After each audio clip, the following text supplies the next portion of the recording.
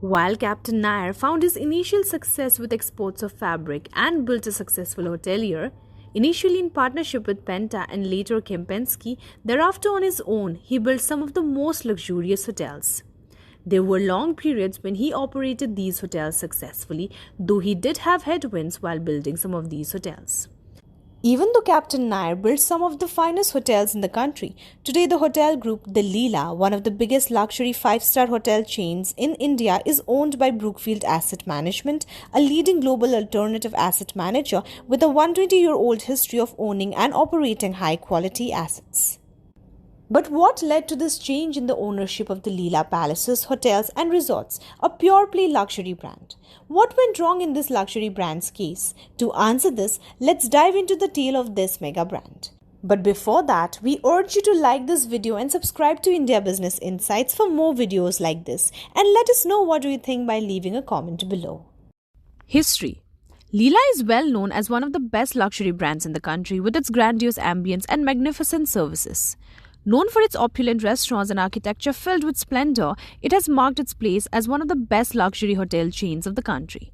With almost 40 years of experience under its belt, the hotel chain has some of the best known and expensive properties under its brand name. Its story dates back to the opening of the Leela Mumbai in 1986 when its founder, late Captain C.P. Krishnan Nair, at the age of 65 years, started to build the Leela Palaces, hotels and resorts. Through frequent business trips to Europe and the United States, Nair gained exposure to international hotels such as Kempinski, Dorchester Savoy, George V, and Waldorf Astoria, which inspired his own eventual entry into the hospitality industry. In 1957, following his stay at the Kempinski Hotel in Budapest, he realized the need for a luxury hotel chain in India that could measure up to the international standards. With the Sahar International Airport opening in 1981, Nair realized that there were no good hotels in Andheri, the Mumbai suburb where the airport is located. Nair established Hotel Leela Ventures Limited in 1983, which was named after his wife, and began construction of a hotel in Sahar on 4-acre plot of land that he owned and an additional 6.5 acres that he leased. With this 10.5 acres of land near his house in Sahar village, Mumbai, Nair built his first hotel, the Leela Penta, which was the first luxury hotel near the current Chhatrapati Shivaji International Airport. This hotel was subsequently renamed the Leela Kempinski and eventually the Leela. When no self-respecting Mumbai hotelier thought of any place other than the downtown areas, Captain Nair opened the Leela Kempinski near the airport. By the time others acknowledged that he had got it right, he had had a free run of almost a decade. In 1991, the Leela Goa, the second hotel under the Leela Group, was designed keeping the overall architecture of the state in mind. The luxury seaside resort, which took inspiration from the Portuguese heritage in South Goa. This bench property in Goa was another gamble. While all the tourists congregated at North Goa, this hotel was in the south. Followed by the success of the Leela Mumbai and the Leela Goa, the group's first modern hotel was built in the IT capital of India, Bangalore, in 2001. It was inspired by the Mysore Palace and the architecture of the 13th century Vijayanagara Empire. And again in Bangalore, when nobody dared to charge more than Rs 7,000 a night, he moved in with double the price and, to surprise of the rivals, pulled it off. By 2009, two more properties were added in the group's portfolio, the Leela Palace in Udaipur and the Leela Ambience Gurgaon, which was the group's first non-owned managed property. The biggest gamble came in 2011, when Hotel Leela Venture inaugurated the Leela Palace in Chanakyapuri, New Delhi's diplomatic enclave. The hotel was inspired by Sir Edwin Lutyens' Delhi, costing the company Rs 1,700 crore. At Rs 6.53 crore per room, this is one of the most expensive hotels ever built in India. Henceforth, it was a risky strategy. The collapse and transition. Leela Venture had participated in a bid through its subsidiary Leela Hotel for the land on which the group had planned to build a mega hotel, its first project in Delhi. Land was allotted in 1997. However, the project could not take off due to various reasons which are subjected to arbitration proceedings. The land was originally allotted to Pawan Sachdeva, chairman of MS Shoes. When MS Shoes failed to pay the installments to Hutco, the latter recovered the land from Mr. Sachdeva and floated another tender. The land was then allotted to Leela Group through the second tender. However, Mr. Sachdeva took Hutco to the court, charging the latter with breach of contract, which further delayed the project. The Leela Group, frustrated, withdrew from the project and claimed Rs 163 crores it had paid to Hutco. However, Hutco returned Rs 67 crore but retained 97 crores, which finally ended up in arbitration. The arbitrator finally upheld the group's contention that there were breaches on the part of Hutco and the amount under question is payable to the Leela Group by Hutco. The award was expected to relieve part of group's debt burden, which amounted to over Rs 600 crores then. Leela Bangalore was one of the most successful properties of the company. The company was doing well financially, earning a gross margin of over 50% until the first half of 2008. During the period 2003 to 2008, the company did exceptionally well. They put together plans for more than INR 5,000 crores expansion. The 2008 economic recession aggravated the company's issue.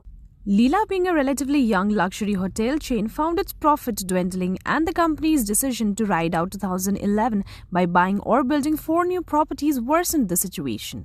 In fact, the company already had huge operating loss in 2011 to 12. It managed to have a profit after tax of INR 18 crores, largely on account of profit of over INR 400 crores on sale of a property. It had anticipated the conversion of its FCCBs of 60 million euros and $100 million and planned a QIP FCCB of $200 million.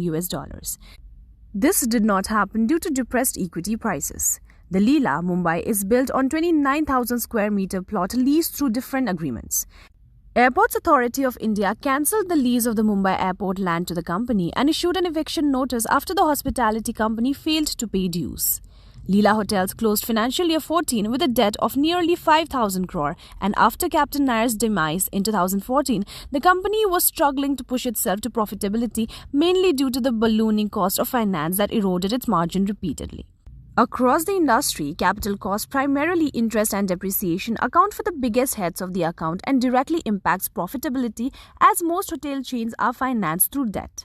But in Leela Ventures' case, it was overreach that piled up excessive debt, estimated at Rs 4,500 crore. SBI, the lead banker for the Leela venture, having an exposure of almost Rs 900 crore, had been trying to parcel off its loans to asset reconstruction companies. This is where JM Financial Asset Reconstruction came in, picking up most of these loans. In 2015, JM Financial Asset Reconstruction sold Leela's Goa property for Rs 725 crores to Series Hotels. In 2011, Leela sold its luxury hotel Leela Kovalam in Kerala for Rs 500 crore to Travancore Enterprises. In 2013, its IT park building in Chennai was sold to Reliance Industries for 170 crore. From a total of 7 properties, Leela's ownership was 5 by the end of 2015 to 16, and it was open to selling more to reduce debt because even after losing some of its prime assets to retire a bit of its debt, the company's revenues from operations were inadequate to service the interest payment of its Rs 4,500 crore debt. Indicatively, in financial year 2015, Leela Ventures' operating profit was Rs 151 crore, while its interest cost stood at 197.5 crore. Hotel Leela Venture hadn't realized profits since 2011 to 12. The company shifted towards an asset-light strategy under which it would manage hotels rather than own them. It also started to monetize land in Hyderabad, which could fetch the loss-making company around 150 crore. In order to fight the debt and make some profits, it also commenced work on developing high-end residences next to Leela Palace, Bangalore. All this represented a dramatic scaling back of the group's ambitions. But as the saying goes, changed circumstances met changed responses. The company had formally put in its 2 prime properties in Delhi and Chennai on the block.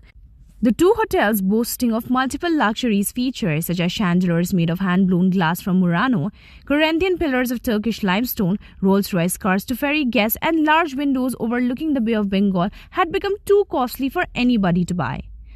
Finally, in a deal in 2019, the company decided to sell all but one of its assets under a slump sale arrangement to Brookfield Asset Management, an alternative investment management company which owns and manages hotels in USA, UK and Australia.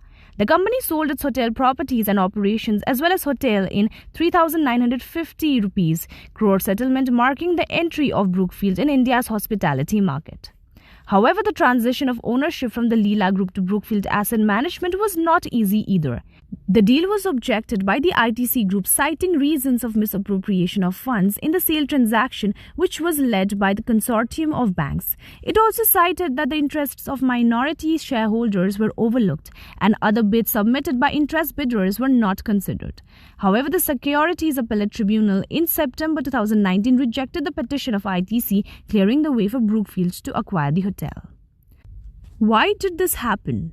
Less than 5 years after Captain Nair handed over the company's reins to his two sons, most of its key assets, including brand Leela, ended up being sold.